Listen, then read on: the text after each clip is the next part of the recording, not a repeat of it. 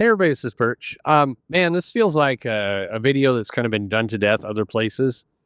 But I just got to thinking. I read that Secret Six story that DC has come out with. Oh, sorry, I sound very old. I read the Secret Six story in the Pulp magazine with the pages and the stapler.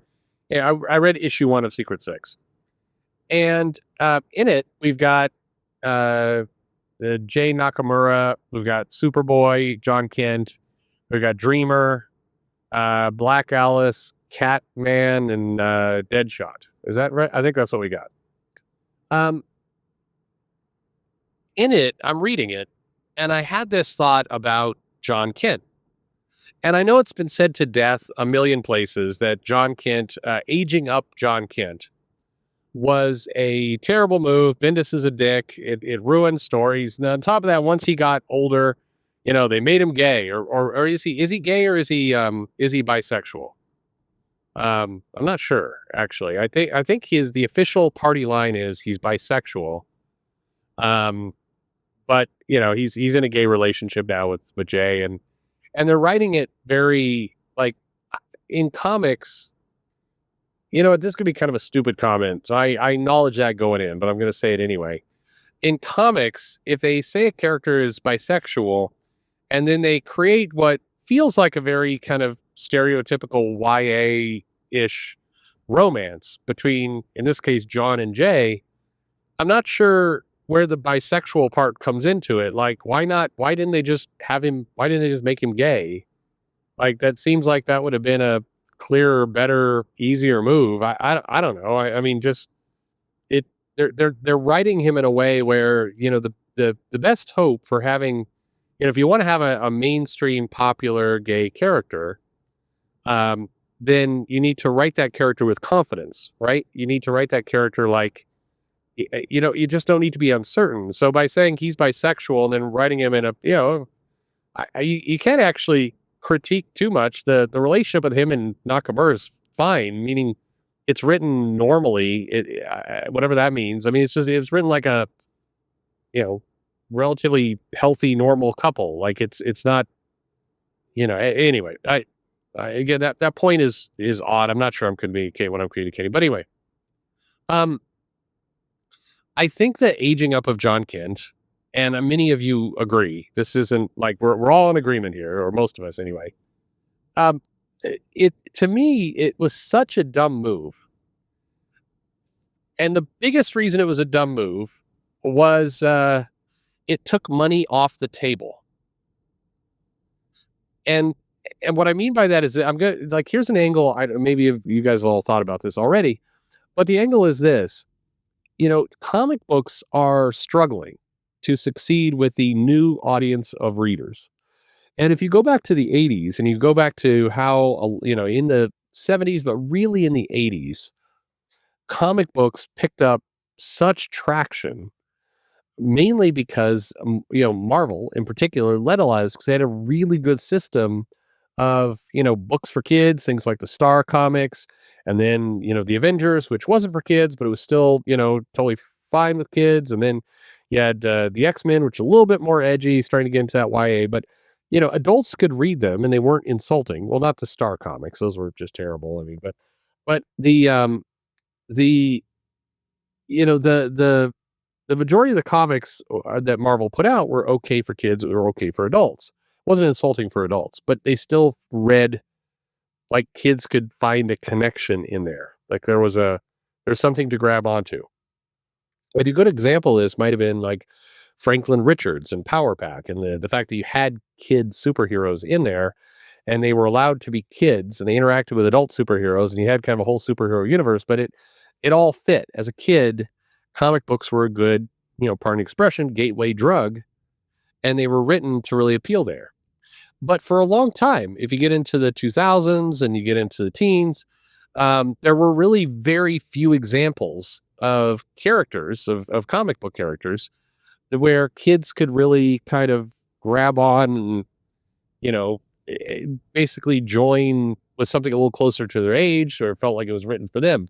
I think the examples where Marvel did it right are, frankly, Miles Morales and Kamala Khan, If you remember, like right up until the time where they wanted to cross Kamala Khan in with Civil War II, and she's running a prison camp, and it's like it went thoroughly off the rails at that point.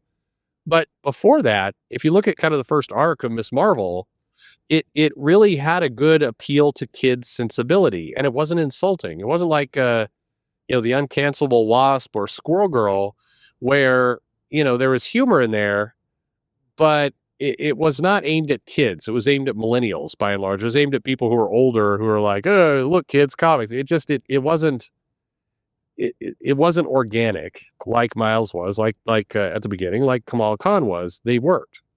DC, they didn't have a ton of those. Damian, yeah, wasn't the best character to carry his own title aimed at that audience.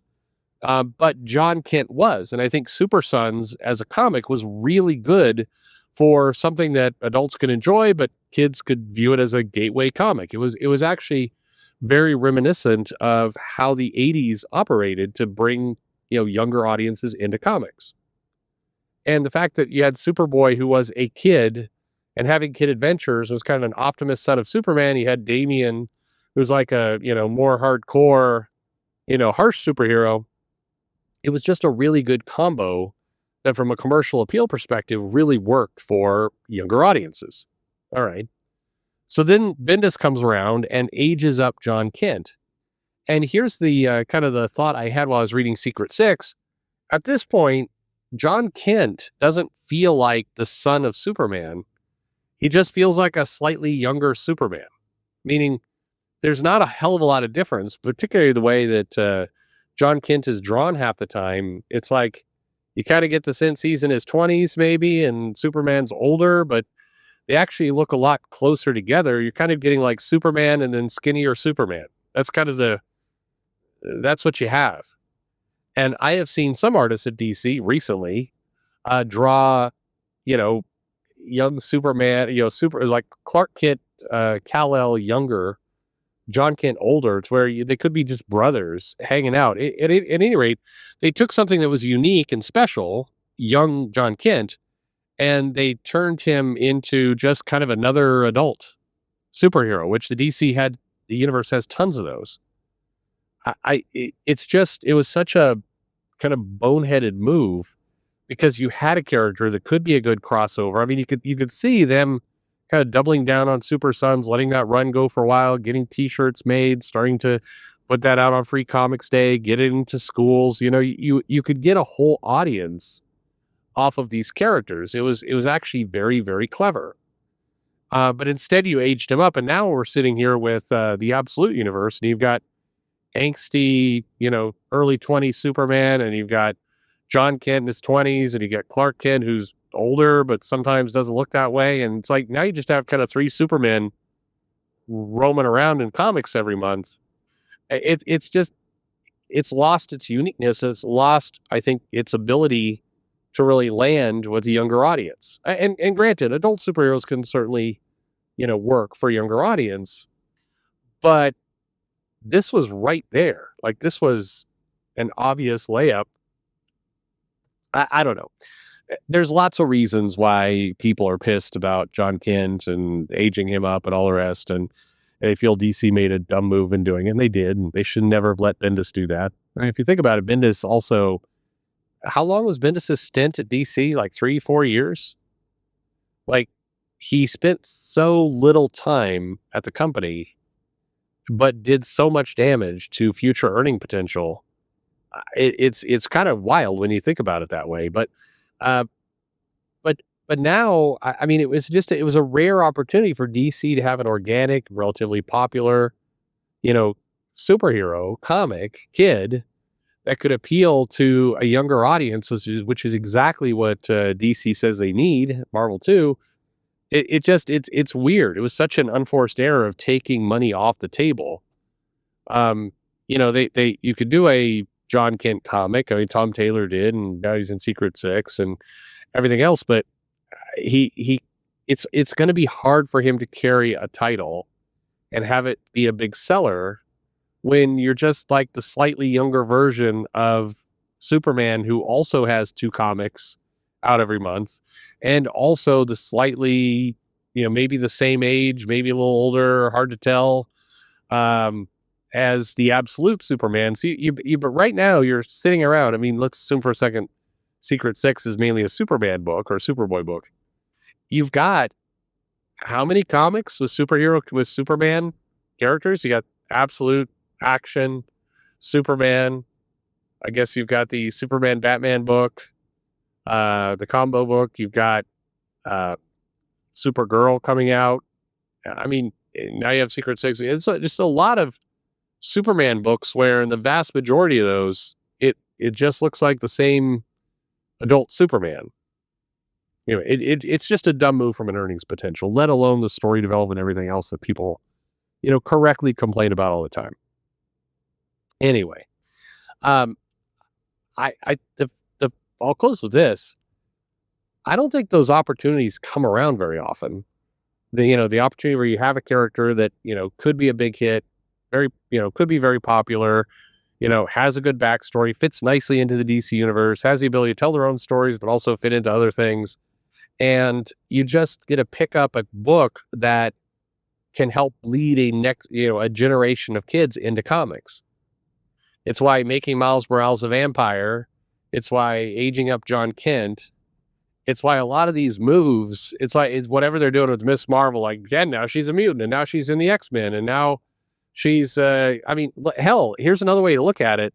Once upon a time, not that long ago, less than 10 years ago, or maybe less than 10 years, maybe a little bit more now, Kamala Khan, Miss Marvel, sold a solo title, like her title, for, a while. Like, when G. Willow Wilson was just trucking along, and then they canceled the series and started over with a brand new number one. Wilson was still on it, but like that title was selling pretty good.